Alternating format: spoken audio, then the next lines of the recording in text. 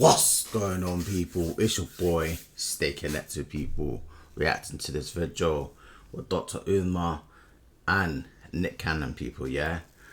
Yeah, people, man, let's get into this one right about now. Let's go, people.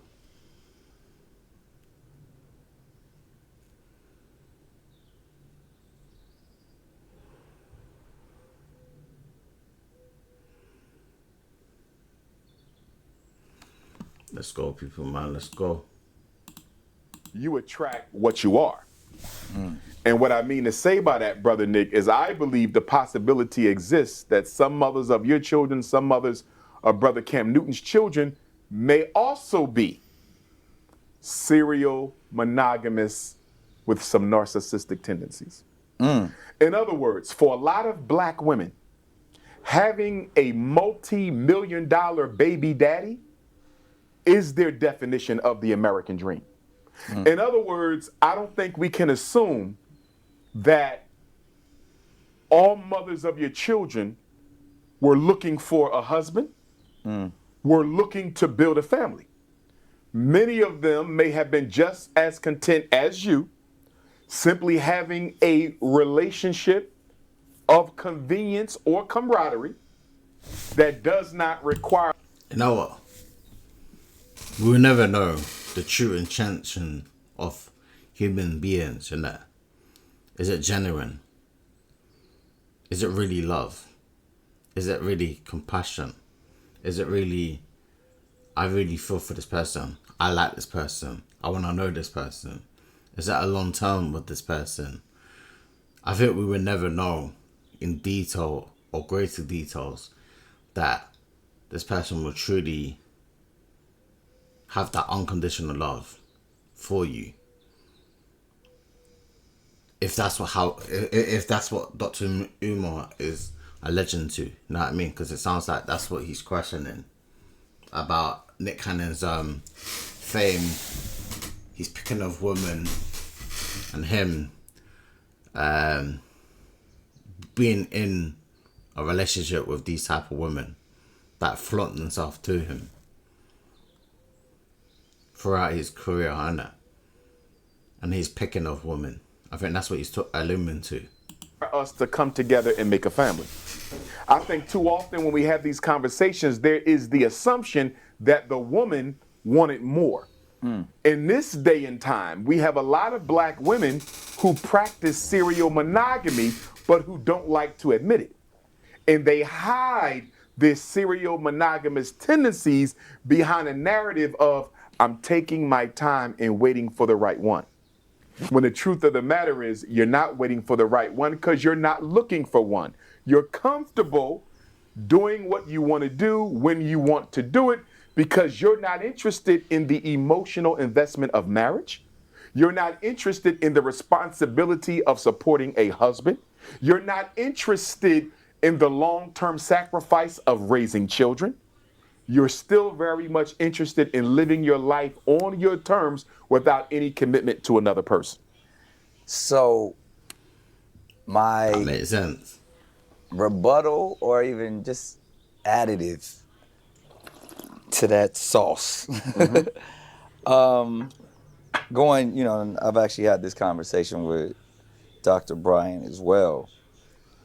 I agree with you when you say a lot of this is broad, and a lot of it, what people don't understand is like, literally, it's counsel. It's where, you know, there's going to be an element of discourse. There's going to be an element of pontification that, from your expertise, from a doctoral perspective, is going to say, this is how I view the scenario. But what I think we often forget, It's all opinions, and you know what I mean? It's all opinions based in it, or someone else's perspective. Because sometimes you might not see things for how people see things from the outside, because you're too busy inside thinking outside. Do I think this is a good idea? Do I not think this is a good idea? Sometimes we need good people around us to tell us that's bad, that's good, keep it up. We need that kind of reinforcement sometimes as human beings, you know what I'm saying? When we're all individuals and none of us are a monolith. We paint with a very broad stroke, but even in a sense, in defense to anyone who has children outside of the traditional nuclear family, most, if I would say, aren't necessarily in today's day and age. And I'm gonna end with the question on this. Have a desire to have the traditional family. One, for a lot of us, we didn't see the traditional family. We're a generation of what we call broken homes. Even if I'm speaking for myself personally, my parents met each other when they were teenagers, and I don't even know if they was necessarily boyfriend or girlfriend. But not to use that as an excuse or anything, because I did attempt to do the traditional husband and wife thing and actually value that. Even for years, I've been engaged many times, married once, because I am that hopeless romantic. I did have that dream of, and actually, was married to my dream girl in that sense of, and I still to this day would call that a very successful marriage in the sense we birthed two beautiful children, and to this day consider each other great friends and have built a wonderful family together. But I believe people do want different things out of life. But to put these labels on it. Oh yeah, and it's not a bad thing. It's not a bad thing. I agree with that. Especially when coming from doctors, as we know, to label can be to disable at times, to define can be to confine. I think it might be somewhat careless to just say someone is low functioning or someone is low value or in a space. And for the record, I don't really like the high value, low value dichotomy. I don't use it. Yeah, just but again, because I'll save that to say, because I have a question at the end of all of this. But I think what we tend to forget sometimes is most of us aren't planning in that sense. Like, I would say with my first two children, I was in a marriage, attempting to be the head of the household. And did plan to create that nuclear family. Okay.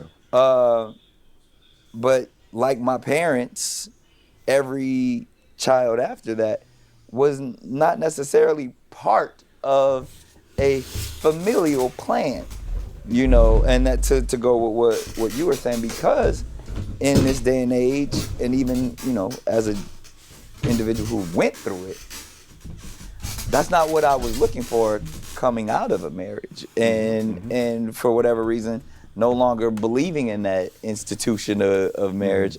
I'm saying, why would someone like myself even want to be married? My understanding of marriage. Yeah, because marriage nowadays is like, is it really worth it? Should I even do it? Even though it would be a beautiful thing, but it feels like nowadays marriage is just like something, I'm married, and then a couple of weeks later, divorce. That's how it sounds nowadays. Sounds all good at first, all rosy, but as soon as you're done with your marriage, like the start of your like husband or wife, it could be a month later, divorce. Specifically is a union where two become one. And where one is weak, the other can be strong. To be equally yoked, you guys can grow and build something together. But as an individual, I've at this point don't feel like I will ever meet someone who would benefit me enough to say that, this person is going to be my wife, and I would like for this person to, have everything that I have. I want to give this one individual all that I've spent these 40 some odd years building up to. One, you know, even in my setting and scenario, Yeah, man, that's a scary sight, man. Because this feels like marriage is not marriages no more. It's not like your great granddads and all sorts like that. Marriage used to be a real thing. Nowadays, it's like like a curse. It's a put off. You know, it's like people not having kids much as kids as they used to have. Back in those days, like 30, 40 years ago, people used to have like 8 kids, 10 kids. You used to hear that, but nowadays, it's like it's a put off, basically. I do have multiple children, multiple people that I have to provide for. So even to say I need to dedicate my time, energy, and finances to one individual just doesn't make sense. And that's just from me. You know, obviously I live a life that most wouldn't understand. I don't expect anyone to understand. And, you know, and the average person that's in a low functioning social media space will have so many judgments and feel like they know what I'm doing and why I'm doing it and throw terms on, you know, to what they believe I am. But I even take myself out of that scenario and ask you this question. Most men of today's age aren't, especially when they've already established who they would like to be and, you know, built their world or to be as financially secure as they need to be, or as we call a successful man, look to the institution of marriage of like, why would I do that? We hear brothers like 50 Cent say, I made a lot of mistakes, but I've never made that one. And when we think of what the institution of marriage is, how does it really benefit today's successful man to make you say, all right, I do want to dedicate myself to one woman that, you know, we can both be deemed high functioning? I would say It's an interesting topic though, but it is very true what Nick Hannon just said there. response to that I agree. A man, a very successful man, in this age of overnight divorce, has a lot to lose getting married. What's up? However, I think the reason why we still have to consider the union is we have to reflect on what the purpose of marriage is in the first place. But that's the problem though. People don't know what marriage is. Just like I said previously, that's not like 40, 50 years ago, 30 years ago. That used to be a thing. But now, it's just whatever.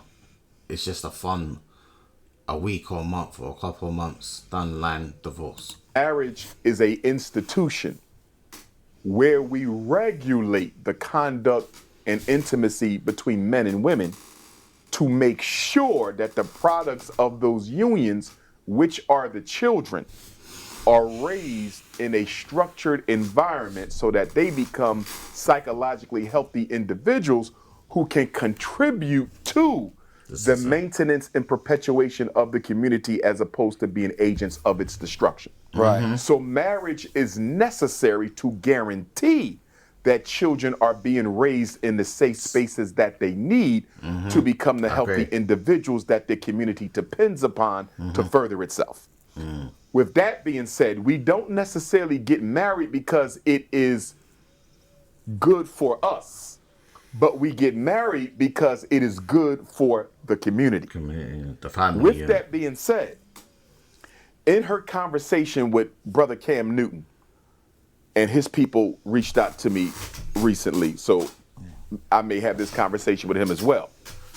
But in Dr. Cheyenne's conversation with Brother Cam, he said, my fear of divorce exceeds my desire for marriage. And he said, and I may be paraphrasing a little bit here, that he was taking his time to find the right woman to build with. And Dr. Cheyenne, rightfully so, saw that as a contradiction and she went right in. Right. And she said, paraphrasing, how can you be patient about looking for the right woman but you're impatiently making all these children with unmarried women.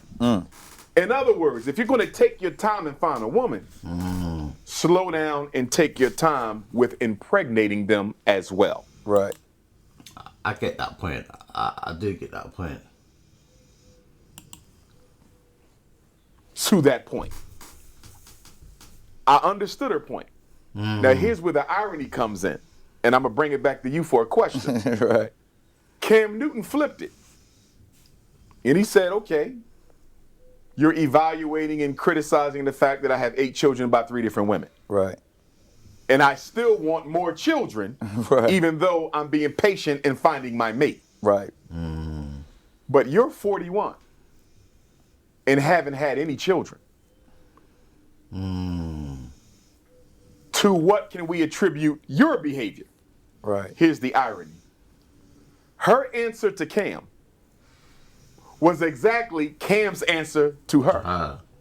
She said she was taking her time. So I'm looking at this as a psychologist, right? Right. And then Cam comes with another question. He says, what age or how young can your potential mate be? She mentioned 26, 27. I said, as a therapist, bingo. I said, I know why Dr. Cheyenne Bryant isn't married. Dr. Cheyenne Bryant has a fear of abandonment.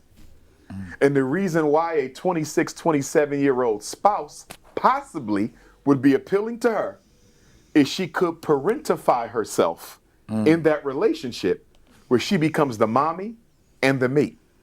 And in being the mommy and the mate, I'm able to coddle my young partner.